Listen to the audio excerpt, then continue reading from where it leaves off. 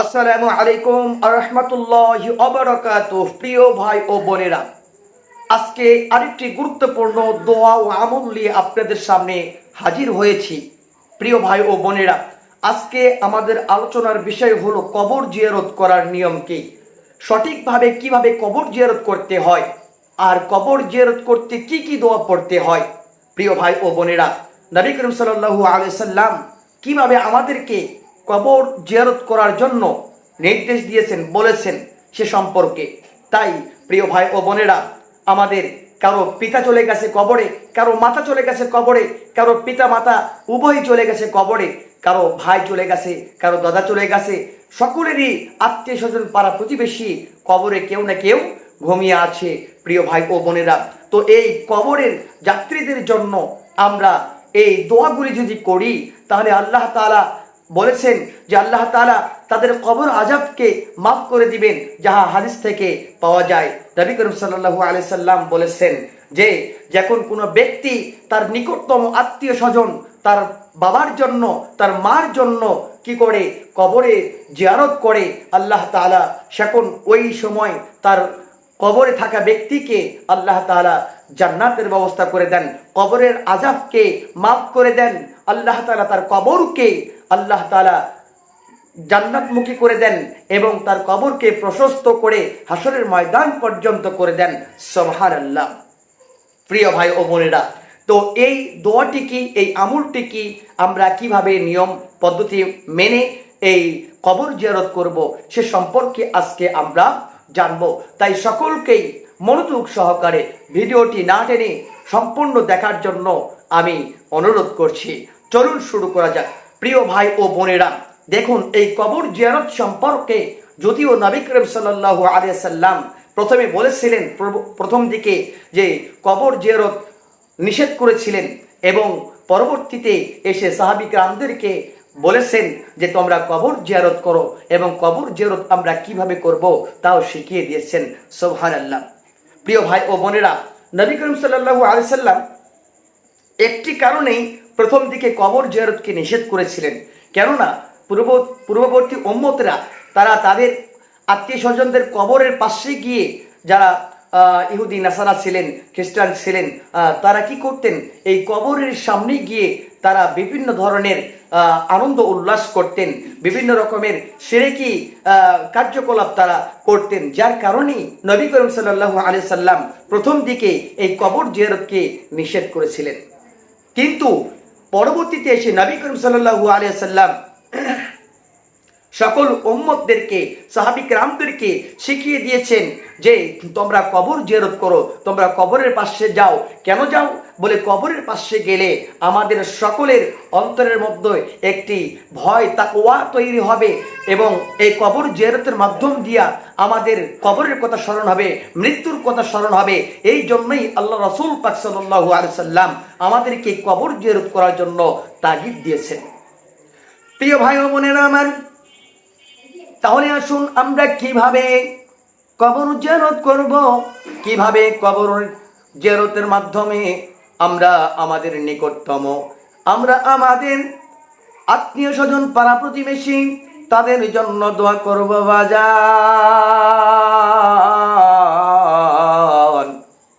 সেই আমলটি এখন আমি আপনাদের সামনে তুলে ধরব। এ বাজান রে,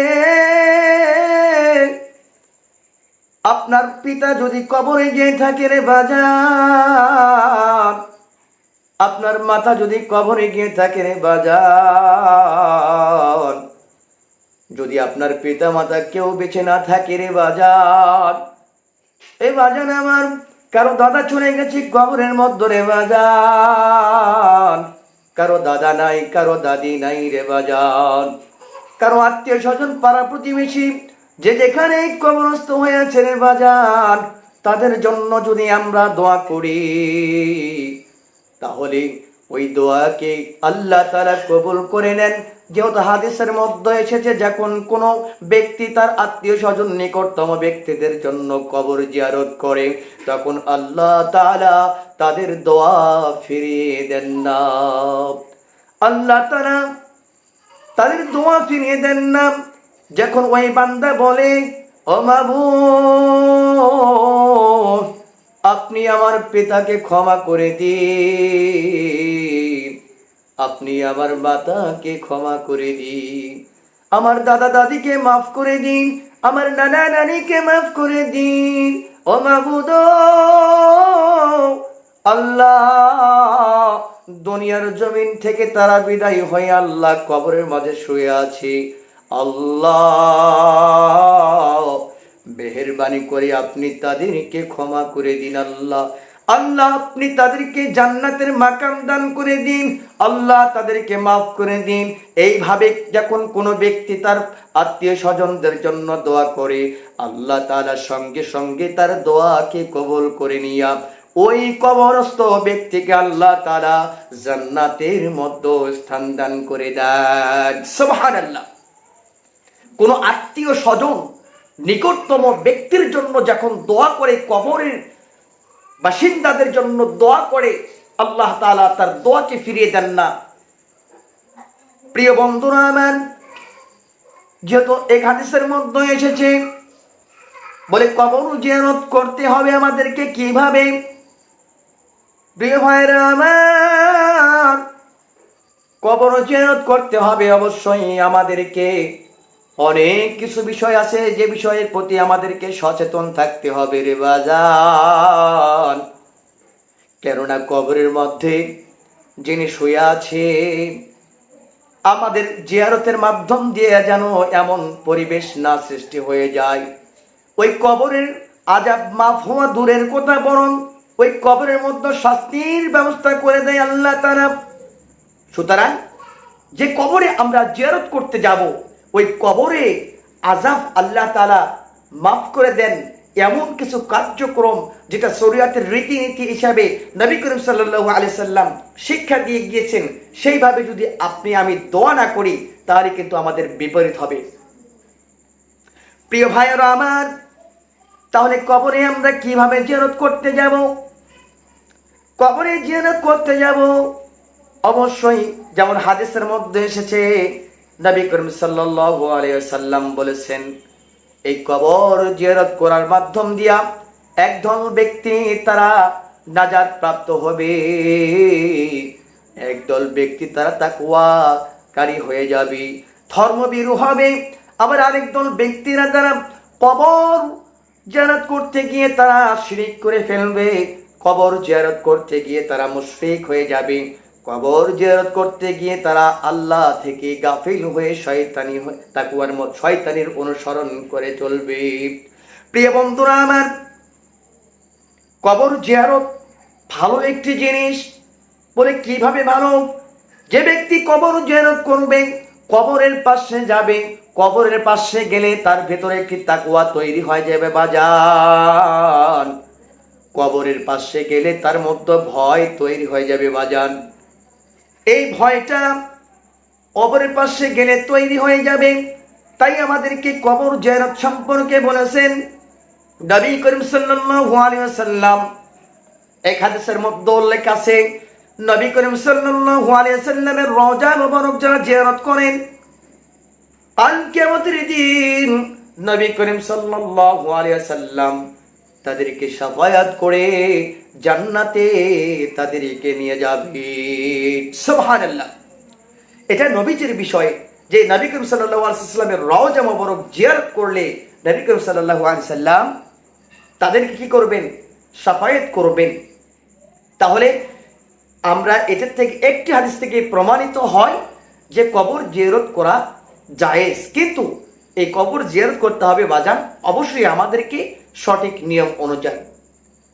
তো যাই হোক, এখন আমরা এই কবরে যাব। কবরের যাওয়ার বিষয়ে আমাদের বিভিন্ন হাদিসের মধ্যে বিভিন্নভাবে লেখা রয়েছে, তবে আমরা যেটাকে মানব, যদিও হাদিসের মধ্যে এসেছে যে শুক্রবারের দিনে দোয়া কবুল হয়, যে ব্যক্তি তার আত্মীয় স্বজনের কবরের পাশে গিয়ে দোয়া করবে, জিয়ারত করবে, আল্লাহ তাআলা তার দোয়াকে কবুল করে নেবেন, ওই কবরের আযাবকে মাফ করে দিবেন। সুবহানাল্লাহ। এটা হাদিসের মধ্যে উল্লেখ রয়েছে। শুক্রবার ছাড়াও আপনি যে কোনো সময় কবর জিয়ারত করতে পারেন। বিশেষ করে প্রতিদিন আপনি ফজর নামাজ আদায় করার পরে আপনি কবরের পাশে যান, আপনার বাবার কবরের পাশে যান, আপনার মার কবরের পাশে যান, আপনার আত্মীয় স্বজনের কবরের পাশে গিয়ে আপনি জিয়ারত করেন। প্রিয় ভাই ও বোনেরা, তাহলে আমরা আসুন কবরের পাশে গিয়ে আমরা কিভাবে জিয়ারত করব। কবরের পাশে গিয়ে আমরা যেভাবে জিয়ারত করতে পারি, প্রথমে আমরা কি করব, কবরের পাশে গিয়ে সালাম দিব। কবরের পাশে গিয়ে সালাম দিব আমি কয়েকটি দোয়া আপনাদেরকে বলবো, আপনার কাছে যেটা সহজ হয় সেই দোয়াটি আপনি পড়ে নেবেন। আপনি এই দোয়াটি পড়তে পারেন, আসসালামু আলাইকুম আহলাদ দিয়ারি মিনাল মুমিনিনা ওয়াল মুসলিমিনা ওয়া ইন্না ইনশাআল্লাহু বিকুম লালাহিকুন নাসআলুল্লাহ লানা ওয়া লাকুমুল আফিয়া আনতুম লানা ফুরুতান ওয়া নাহনু লাকুম তাবাউন। এই আমলটি, এই দোয়াটি আপনারা করতে পারেন প্রিয় বন্ধুরা। তাছাড়াও আপনারা এই দোয়াটিও করতে পারেন, এর থেকে একটু ছোট হবে।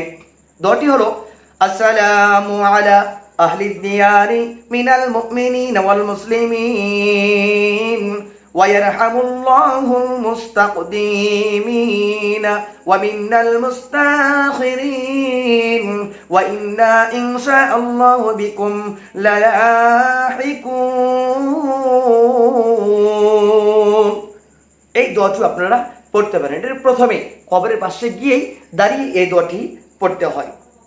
তাছাড়াও আমরা আরো ছোট্ট একটি দোয়া আছে, যে দোয়াটি আমরা পড়তে পারি, আসসালামু আলাইকুম দার কওমিন মুমিনিনা ওয়া আতাকুম মা তুআদুনা গাদাম মুআজ্জালুনা ওয়া ইন্না ইনশাআল্লাহু বিকুম লাহিকুন। এই দোয়াটি আমরা পড়তে পারি। প্রিয় দর্শক মণ্ডলী, আমি স্ক্রিনে দিয়ে অবশ্যই আপনারা এই দোয়াগুলি মনোযোগ সহকারে শুনে এই দোয়াগুলি আপনারা করতে পারেন। এখন যদি মনে করেন যে আপনি এই দোয়াগুলি পারেন না বা পড়তে পারবেন না, সংক্ষিপ্তভাবে আপনি এই দোয়াটি পড়তে পারেন। কবরের পাশে গিয়ে আপনি প্রথমে দাঁড়ালেন, দাঁড়িয়ে অন্তরে সালাম দিলেন কবরে, আসসালামু আলাইকুম ইয়া আলাল কবুর। তারপরে আপনি কি করলেন, আউযু বিল্লাহ বিসমিল্লাহ বলে কি করলেন, প্রথমে তওবা ইস্তিগফার পড়লেন, তারপরে সূরা ফাতিহা পড়লেন, তারপরে সূরা ইখলাস পড়লেন। সূরা ফাতিহা পড়বেন, আপনার বিভিন্ন হাদিসে বিভিন্ন মত রয়েছে, যার কারণে আমি একটি কথা বলতেছি, সেটা হলো যে কি প্রথমে আপনি তওবা ইস্তিগফার পড়বেন 7 বার, তারপরে আপনি সূরা ফাতিহা পড়বেন 3 বার, তারপরে সূরা ইখলাস পড়বেন 11 বার, তারপরে আপনি আয়াতুল কুরসি পড়বেন 1 বার, তারপরে আপনি সাধ্যমতে যে যে দোয়া দুরূদগুলি পারেন এই দোয়া দুরূদগুলি পড়ে আপনি দুরূদ শরীফ পড়বেন 11 বার। তারপর আপনি আপনার সেই কবরে যাওয়া ব্যক্তির জন্য আপনি কবরের পাশে দাঁড়িয়ে যার নিকটে দাঁড়িয়ে আছেন সেই ব্যক্তির জন্য আপনি দোয়া করবেন। তবে দোয়া করার আগে শর্ত হলো যে কি এই দোয়াটি প্রথমে দয়াল নবীজির রওজা মোবারকে পৌঁছে দিবেন। তারপর হযরত আদম আলাইহিস সালাম থেকে শুরু করে আজ পর্যন্ত যত মুমিন মুমিনাত মুসলমান মুসলিমাত কবরে চলে গেছে তাদের জন্য দোয়া করবেন। তারপরে আপনার আত্মীয় স্বজন পাড়া প্রতিবেশী যে যেখানে কবরস্থ হয়ে আছে সকলের জন্য দোয়া করবেন। তারপরে আপনি আপনার নিকটতম আত্মীয়র জন্য দোয়া করবেন। আল্লাহ তাআলা প্রত্যেকের বাবা মা যাদের কবর চলে গেছেন, প্রত্যেকের আত্মীয় স্বজন যে যেখানেই কবরস্থ হয়ে আছে, আল্লাহ তাআলা সকলকেই জান্নাতের মাকাম দান করুক। সকলে বলে আল্লাহুম্মা আমিন। ভালো থাকবেন, সুস্থ থাকবেন প্রিয় ভাই ও বোনেরা। অবশ্যই আমাদের এই ভিডিওটি যদি ভালো লেগে থাকে একটি কমেন্ট করবেন, একটি লাইক দিবেন। প্রিয় ভাই ও বোনেরা, যদি একটি লাইক দেন তাহলে অন্য একটি ভিডিও বানানোর জন্য অনুপ্রেরণা অন্তরে জাগে। প্রিয় ভাই ও বোনেরা, ভালো থাকবেন, সুস্থ থাকবেন। দেখা হবে অন্য একটি ভিডিও নিয়ে। আসসালামু আলাইকুম ওয়া রাহমাতুল্লাহি ওয়া বারাকাতুহু।